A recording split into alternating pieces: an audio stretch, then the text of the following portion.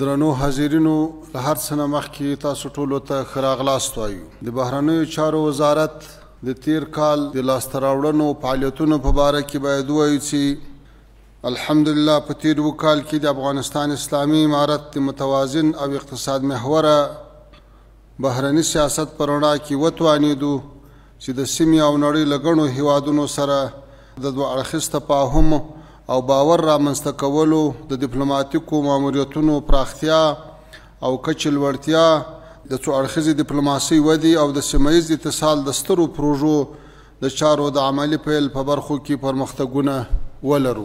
زموږ تماسونو د سیمې او له سیمې لیرې هیوادونو سره په مسلسل ډول ادامه پیدا کړې او په ګڼو برخو کې همکاري لرو. تیر کال کې موږ په لاندې دریو مشخصو ساحو تمرکز درلود.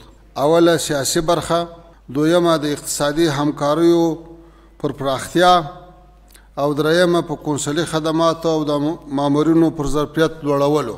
موږ په سیاسي برخه کې په لاندې استقامتونو منظمې هڅې درلودې. الف: د ډیپلوماټیکو ماموریتونو د سطحې لوړول. با: د دوه اړخیزو او څو اړخیزو اړیکو د پراختیا په موخه سفرونه او کابل ته د پلاو راتګ. جیم: له ممنوعه او جایزې لستونو څخه د اسلامي امارت او مشرانو د نومونو لرې کول. دال: پر اوسنۍ تګلاره بحث او تمرکز. رابسو د ډیپلوماټیکو ماموریتونو د سطحې لوړولو برخې ته. د چین متحده عربي امارات او ازبکستان په ادامه تیر کال په روسیې فدراسیون، ترکیه او پاکستان کې د ډیپلوماټیکو ماموریتونو سطحه د سفیرانو کچې ته پورته شوه. همداراز قزاقستان د سفیر د منلو هوکړه کړې چې په نږدې راتلونکي کې به ورته معرفي شي. په تیر کال کې مو څلورو نویو هیوادونو ته ډیپلوماتان استولي لکه جرمني، ناروې، هند او اندونیزیا. په دې برخه کې د روسیې فدراسیون لخوا د افغانستان اسلامي امارت په رسمیت پیژندل یو مهم پرمختګ و. د روسیې فدراسیون لخوا د رسمیت پیژندنې سره زموږ بهرنۍ اړیکې عملاً د تفاهم او ډیپلوماتانو استولو له پړاو څخه د رسمیت پړاو ته پورته شوې. د روسیې فدراسیون له دې پریکړې سره د دواړو هیوادونو ترمنځ د همکاریو پراختیا ته لا ښه زمینه برابره شوې. موږ په نورو هیوادونو هم غږ کوو چې د افغانستان اسلامي امارت د خپل متوازن بهرني سیاست له مخې ټولو هیوادونو سره د متقابل احترام، مشترکو ګټو او ګواښونو په پام کې نیولو سره تعامل ته چمتو دی. رابسو د دوه اړخیزو او څو اړخیزو اړیکو د پراختیا په مخه بهرنیو سفرونو او کابل ته د پلاو راتګ ته. بهرنیو چارو وزارت په تیر کال کې د اماراتي پلاویو تر 100 زیات سفرونه همغږي او تسهیل کړي چې په دې کې متحده عربي اماراتو، عمان، ترکیه، قطر، چین، سعودي عربستان او ایران ته د بهرنیو چارو وزیر سفرونه شامل دي.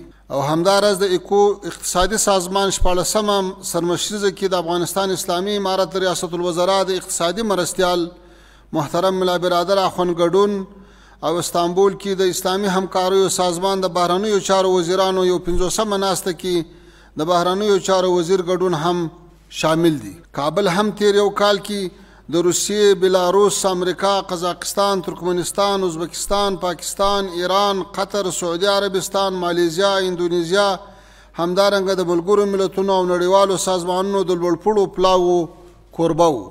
همدارنګه زموږ تخنیکي پلاوي د دوحې وروستۍ ناستې تخصصي ګروپونو کې هم ګډون وکړ. موږ هیله من یو چې وکولای شو د دوحې د ناستو په اوږدو کې د مخدره موادو د مخنیوي او خصوصي سکتور د ودې په برخو کې عملي پرمختګونه ولرو. له ممنوعه او جایزې لستونو څخه د اسلامي امارت او مشرانو د نومونو لرې کېدل. په تیر یو کال کې د طالبانو اسلامي تحریک چې پخوا د افغانستان اسلامي امارت لپاره کارېده نوم ځینو هیوادونو کې د ممنوعه ډولو له لستونو څخه وایستل شو.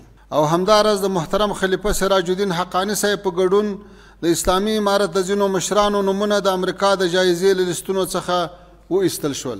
په اوسنۍ تګلاره زموږ د تمرکز اساسي ټکي په دې ډول دي: د سیمې له هیوادونو سره د رسمیت پیژندنې د لړۍ ادامې ته هڅې، غربي هیوادونو سره هم د دوه اړخیزو او څو اړخیزو میکانیزمونو له لارې د تماسونو ادامه او پرمختګ، د دوه اړخیزو اړیکو کې د عملي همکاریو پیل او د نورو ډیپلوماټیکو استازولیو فعالول. اوس راځو دویمې برخې ته چې هغه د اقتصادي همکاریو پراختیا ده. د اقتصاد محوره بهرني سیاست پر مټ وتوانېدو چې د اړوندو امارتي ارګانونو په مرسته لاندې سیمه ییزو اقتصادي پروژو کې عملي پرمختګونه ولرو. د افغانستان، ازبکستان او پاکستان ترمنځ کابل کې د ټرانس افغان ریل پټلۍ سترې سیمه ییزې پروژې د شونتیا څېړنې د هوکړې لاسلیک او تیر کال ستمبر کې د افغانستان په خاوره کې د ټاپي سترې سیمه ییزې پروژې د کار عملي پیل چې زموږ سکتوري وزارت ورسره عملاً کار کوي او کافي پرمختګ پکې راغلی. د بهرنیو چارو وزارت د سیمه ییز اتصال نورو پروژو کې هم لکه کاسا زر، لاجوردو لار او همداراز د خصوصي سکتور د ملاتړ او پانګونې او اقتصادي بنسټونو سره د همغږیو په برخه کې هڅې کړي چې وروسته به د بهرنیو چارو وزارت اقتصادي اړیکو رئیس محترم شفیع اعظم صاحب تشریح کړي. درېیمه برخه کونسلي خدمات او د مامورینو ظرفیت لوړول. د کونسلي خدمتونو د لاسته راوړنو په لړ کې د بهرنیو چارو وزارت د کونسلي چارو ریاست له لارې د تیر یو کال په جریان کې د دریو لویو موخو یادونه د بیلګې په ډول کولی شو، لکه په بهر کې د افغان وګړو د حقونو څخه دفاع، د کونسلي خدمتونو معیاري او شفاف کولو په پار د کونسلي خدمتونو برېښنایي کول، مراجعینو لپاره د کونسلي خدمتونو په پروسو کې اسانتیا او پراختیا رامنځته کولو چې وروسته به تفصیل د بهرنیو چارو وزارت د کونسلي چارو رئیس محترم مولوي شعیب بریالي وړاندې کړي. او د بهرنیو چارو وزارت په وزارت کې د ننه او د ټول امارت په کچه د ظرفیت جوړونې په برخه کې هم ښه ګامونه پورته کړي چې په هغو کې د ډیپلوماسۍ انسټیټیوټ په چوکاټ کې مو د بهرنیو چارو وزارت او لسګونو امارتي ارګانونو کارمندانو ته روزنه ورکړې ده. همدارنګه د موږ په نورو برخو کې، په اداري برخه کې، په مالی برخه کې له ټولو استازولیو سره د یو کلک تماس او ښه شفافیت له مخې عواید منظم سوي، په خپل وخت را انتقال سوي او تر خپلو ځایونو پورې رسېدلي، او د مامورینو په استخدام کې همیشه استعدادونو ته کتل سوي او د هغوی د استعداد مطابق ورته دندې سپارل سوي دي. له دې سره په څنګ کې د بهرنیو چارو وزارت له بېلابېلو وزارتونو سره، له ځینو نړیوالو شرکتونو او هیوادونو سره د تړونونو په برخه کې د حقوقو معاهداتو ریاست همکاري کړې ده، تسهیل یې کړی ده. هغه تفاهمنامې او توافقنامې چې هغه باید له اصولو، له قوانینو، له سیاسي پالیسیو له ټولو سره برابر سي، په همغه شکل خدمت کړی او په دې برخه کې الحمدلله ښې لاسته راوړنې لرو. الله تعالی دې وکړي چې په راتلونکي کې هم له ښو لاسته راوړنو نه برخمن شو. د تاسو له توجه نه مننه. واخر دعوانا ان الحمد لله رب العالمين.